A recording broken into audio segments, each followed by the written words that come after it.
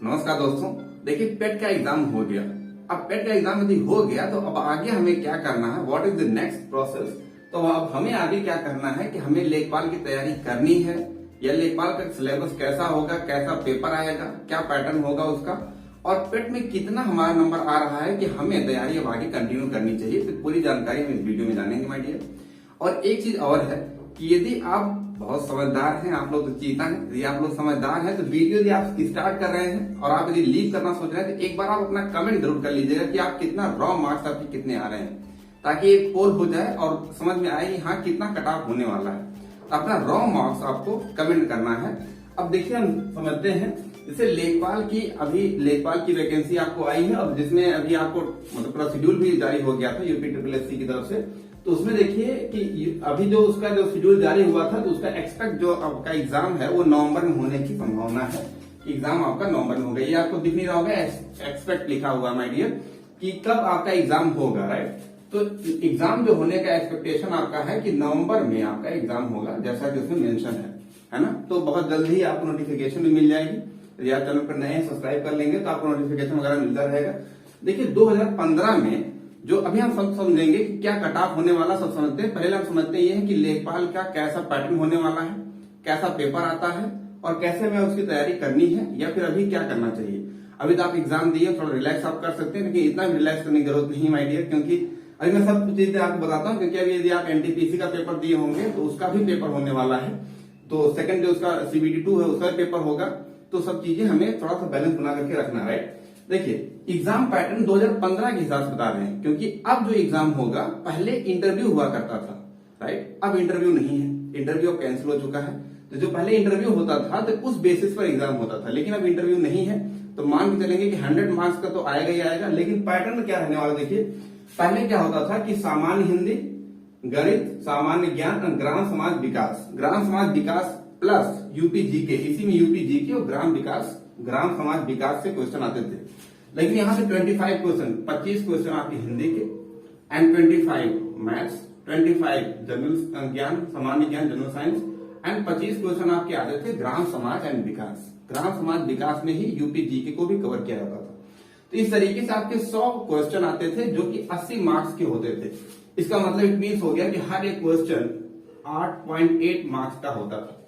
अभी तो होगा ना माय डियर। तो हर एक प्रश्न जो है 0.8 नंबर का होता था, एक क्वेश्चन 0.8 मार्क्स। इस तरीके से 100 क्वेश्चन 80 मार्क्स के होते थे, जिसमें से 20 जो क्वेश्चन माय डियर 20 नंबर जो आपके हैं, वो 20 नंबर जो आपके 20 मार्क्स रहते थे वो आपका इंटरव्यू में काउंट होता था, इंटरव्यू होता था इसमें 20 मार्क्स का। लेकिन अब इंटरव्यू नहीं है, इंटरव्यू खत्म हो चुका है। तो यूपी SSC जो अभी एग्जाम हो रहा है वो पेट के थ्रू पहले आपका होगा। पेट में जितने आपके नंबर आएंगे उस नंबर पे वो एक कटार जारी होगी कि हाँ इतने बच्चे जो है सिलेक्ट होंगे। तो उस हिसाब से वो आपका जो फिर आप लेखपाल के लिए सिलेक्ट होंगे, फिर लेखपाल का पेपर होगा। ऐसा अब मानना है कि देखिए बहुत बड़ा चेंज होने वाला, क्या चेंज होगा ये तो नोटिफिकेशन आएगा तो पता चलेगा। लेकिन अभी इतना मान के चलेंगे कि इसी पैटर्न तो यही रहेगा। मतलब जो पेपर होने का जो है वो सिलेबस में भी यही होना चाहिए। सिलेबस ऐसे ही होगा, मतलब कि जो जो चीजें सामान्य हिंदी में क्या क्या होती हैं वो सब चीजें आप डिटेल में जानने जाएंगे। गणित में, सामान्य ज्ञान में, समाज ये सब ग्राम समाज विकास के, ये तो सिलेबस यही रहेगा। लेकिन कितने मार्क्स के आएंगे, कैसी चीजें होंगी, वो थोड़ा सा बदलाव होगा। तो आप समझ सकते हैं कि यदि आप तैयारी करना चाहते हैं तो आप तैयारी यहाँ शुरू कर सकते हैं। लेकिन तैयारी आपको अभी करना है तो नंबर पहले आप समझ लेंगे कितना नंबर आपके आ रहे हैं। शिफ्ट 1 शिफ्ट 2 के दोनों डिटेल में हम समझेंगे माय डियर। इसके बाद उस बेसिस पे आप तैयारी कर सकते हैं। लेकिन आपको इसी तरीके से अभी पढ़ना है। अभी मान के चलना है कि अभी आपको देख क्या चीज स्ट्रॉन्ग करनी है, बता दूं आपको। सामान्य ज्ञान जो स्टैटिक जीके होता है ना माय डियर, स्टैटिक जीके हर जगह जो चीजें फिक्स हैं।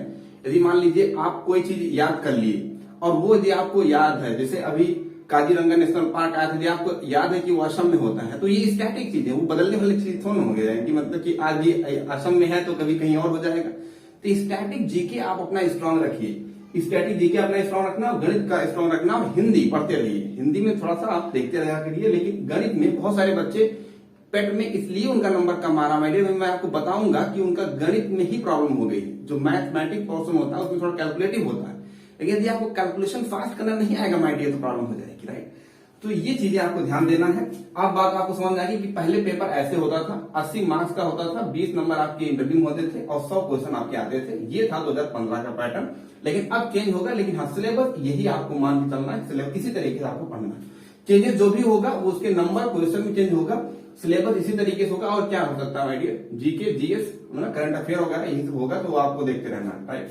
देन अब आते हैं कि पेट का जो है कट ऑफ कितना रहने वाला है, कितना आपने क्वेश्चन किया। मैंने आपसे कहा कि पहले आप अपना कमेंट जरूर कर लीजिएगा, कमेंट कीजिएगा कमेंट बॉक्स में, ताकि पता चल सके कि आप कितने मार्क्स आ रहे हैं। अपने रॉ मार्क्स जो भी आपका आ रहा है आप उसे कमेंट कीजिएगा, राइट।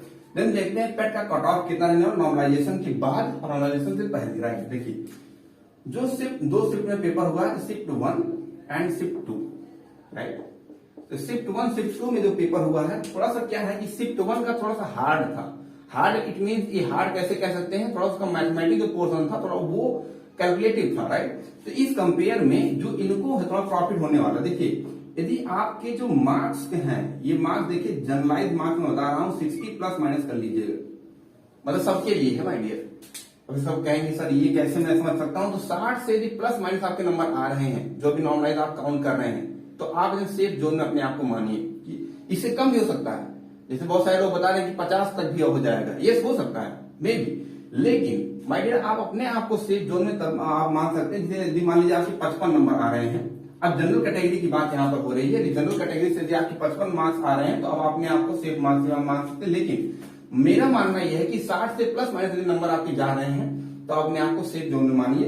इनको प्रॉफिट होगा और इनको थोड़ा सा लूज हो सकता है। यदि नॉर्मलाइजेशन जो होगा, नॉर्मलाइजेशन में जो क्या हो सकता है कि यहाँ पर इनको प्रॉफिट मिलने वाला है। प्रॉफिट किसको मिलेगा, इसे, क्योंकि ये थोड़ा सा टफ था, थोड़ा सा, ठीक है। तो प्रॉफिट शिफ्ट 1 वालों को मिलने वाला है। अब कितना प्रॉफिट हो सकता है, देखिए प्रॉफिट इतना हो सकता है कि यहाँ से 2 से 5 नंबर बढ़ सकता है, राइट। 2 से 5 नंबर यहाँ बढ़ सकता है। ये तब 2 से 5 नंबर बढ़ेगा माय डियर, कैसे देखिए नॉर्मलाइजेशन होता है 2 से 5 नंबर तब बढ़ेगा। ये इनका यदि है कि यदि इनका 2.5 मार्क्स के आसपास कम होता है तो इतना रहने वाला है। लेकिन यदि इनका 0 मार्क्स है तो जो है यहाँ से थोड़ा नंबर और बढ़ जाएगा, 4 से 7 नंबर के आसपास बढ़ सकता है। ये इतना मानना, अनुमान इतना हो सकता है।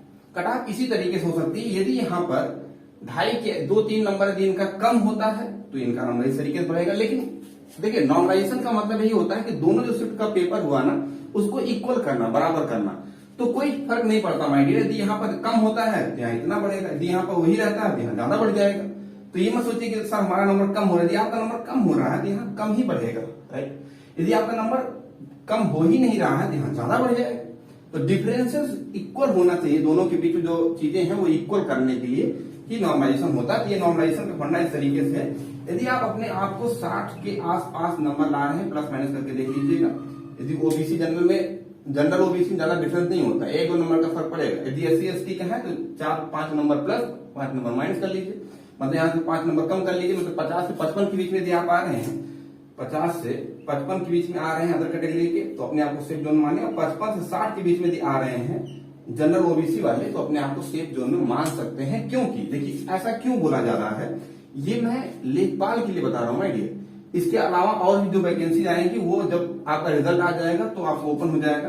क्योंकि देखिए लेखपाल में 1,18,000 स्टूडेंट कैंडिडेट जो है सिलेक्ट होंगे पेपर देने के लिए, इसलिए इसका कट ऑफ इतना ज्यादा नहीं जाने वाला माय डियर। क्योंकि 1,18,000 कैंडिडेट सेलेक्ट होंगे सीबीटी जो मेन का पेपर है लेखपाल देने के लिए, उसमें सिलेक्ट होंगे पेपर देने के लिए, राइट। तो 1,18,000 कैंडिडेट को सिलेक्ट करना है, इसलिए इसका कट ऑफ 60 के आसपास ही, 60 से कम ही हो सकता है, ज्यादा जाने के चांसेस नहीं रहेंगे, राइट। ये चीजें हो गई आपका पेट का जो कट ऑफ है, इस तरीके से आप समझ सकते हैं। देखिए कुछ डाउट भी एक क्वेश्चन में है। जैसे देखिए डाउट क्या है कि जैसे मैं कुछ बताता हूँ, बाकी आप लोग कमेंट करके बताइए कि आपको क्या लग रहा है, किस क्वेश्चन में करेक्ट, मतलब कि जो क्वेश्चन है उसके ऑप्शन में आपको डाउट लग रहा है। जैसे देखिए मैं सेट 1 की मैं बात करूं तो सेट 1 में जैसे एक क्वेश्चन आया था कि लोकसभा में मैक्सिमम सीटें कितनी है, राइट। तो जो मैक्सिमम सीटें 552 उसमें है, लेकिन अभी 2 कम हुई तो 550 होना चाहिए, राइट। इस तरीके से इसमें भी टिक है लेकिन इसमें भी टिक है। अभी जब आंसर की आएगी तो यूपी ट्रिपल एससी जहां तक चांसेस भी देगा, लेकिन लेटेस्ट अपडेट देखेंगे तो 550 होगा। इसी तरीके से एक उसमें और क्वेश्चन था कि जिसमें हिस्ट्री एंड जियोग्राफी का रेशियो दिया गया था। मैं ऐसा क्वेश्चन करवाया हूँ। देखिए मैंने ऐसा क्यों कहा माय डियर कि मैथ का अभी जा करके आप प्लेलिस्ट में आपको वीडियो मिल जाएगी डीआई और तालिका वाले क्वेश्चन की, देखेंगे तो डिट्टो क्वेश्चन वही आया माय डियर। अब आपको विश्वास नहीं होगा, आप कहीं से पढ़ रहे हैं, वहां 100 क्वेश्चन आप कर रहे हैं और उसमें से कोई 1-2 फंस रहा है। अरे माय डियर मैंने 15 क्वेश्चन क्यों करवाए थे डीआई और तालिका वाले मिला करके, और उसमें से एक क्वेश्चन फंसा है, वही क्वेश्चन सेम आया, यदि आप उस तरीके से किए होंगे ना तो आप विद इन सेकेंड करेंगे और 100% एक्यूरेसी के साथ करेंगे। पेपर मैंने भी दिया और एकदम एक्यूरेसी के साथ हुआ है माय डियर, इतना टफ नहीं था वो। तो इसलिए आप ये समझ सकते हैं कि जो ये 550 ये एक था, एक उसमें था हिस्ट्री एंड जियोग्राफी का रेशियो दिया गया था। इसमें प्रॉब्लम आपको हो सकती है कि यहाँ पर वो ऑप्शन ही गलत था, वहां मतलब कि उसको आई थिंक हिस्ट्री वाला पूछना चाहिए था, वो जियोग्राफी का पूछ रखा था। इंक्रीमेंट डिक्रीमेंट तो सीधे ग्राफ जो लीनियर ग्राफ इस तरीके से था वो इंक्रीमेंट हो रहा था।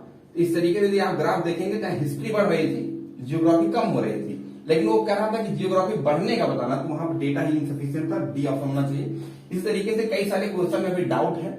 वो तो देखिए क्या है कि जब भी पेपर यूपी ट्रिपल एससी का होता है 2000 क्वेश्चन में गलत होते ही होते हैं, तो वो सबको नॉर्मलाइज मार्क्स मिलना चाहिए। यदि उसमें जो चीजें होंगी सबको मतलब जनरल मार्क्स मिलेगा। तो वो चीजें आप कमेंट कर सकते हैं कि आप क्या लग रहा है कि सर इसमें मेरा भी कुछ ऐसे मतलब शिफ्ट 2 में भी आप देख सकते हैं कि बहुत सारे क्वेश्चन उसमें भी होंगे, 2-4 क्वेश्चन में डाउट लग रहा होगा, तो आप कमेंट कर सकते हैं। ये सारी चीजें हैं माय डियर।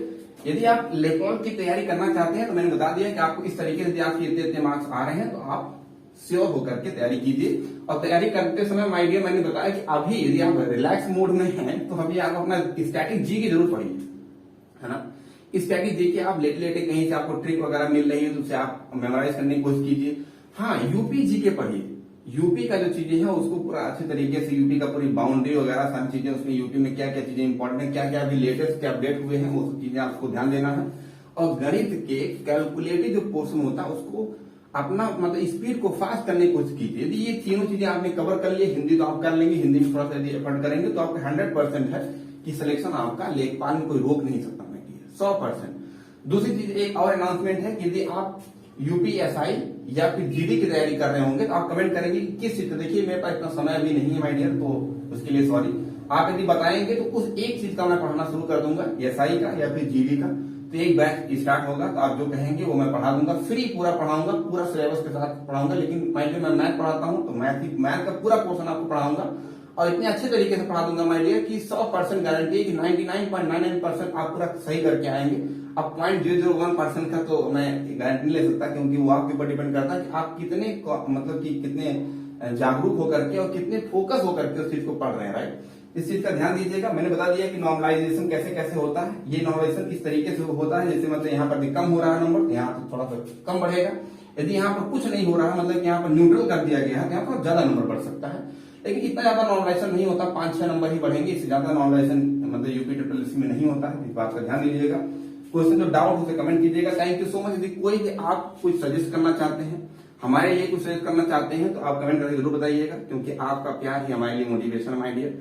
तो आप अपनी तरफ से जो भी चीजें आपको अच्छी लगती हैं या फिर जो हमारी चीजें बुरी लगती हैं वो जरूर इसमें कमेंट कीजिएगा माय डियर। हमारे चैनल पर नए हैं तो सब्सक्राइब करके बेल आइकन दबा लीजिएगा, आपको नोटिफिकेशन और जो भी चीजें इंपॉर्टेंट हो वो आपको मिलते रहेंगे। Thank you so much. हमेशा खुश रहिए माय डियर।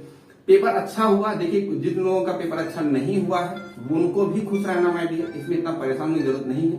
यदि आपने यूपीएसआई की फॉर्म फिल किया है तो एसआई के लिए अच्छे तरीके से पढ़िए और अपनी जो गलतियां हैं उसे इंप्रूवमेंट करने की कोशिश कीजिए। जीडी का फॉर्म जो भी है मतलब अगला आपका पेपर है उस पर फोकस कीजिए माय डियर। एक एग्जाम से आपकी लाइफ डिसाइड नहीं होती है, इसलिए अपने आप को डीमोटिवेट होकर के अपने समय को बर्बाद नहीं करना है, परेशान नहीं होना है, क्योंकि लाइफ में देखिए ऐसी समस्याएं आती रहती हैं। हमेशा खुश रहना है।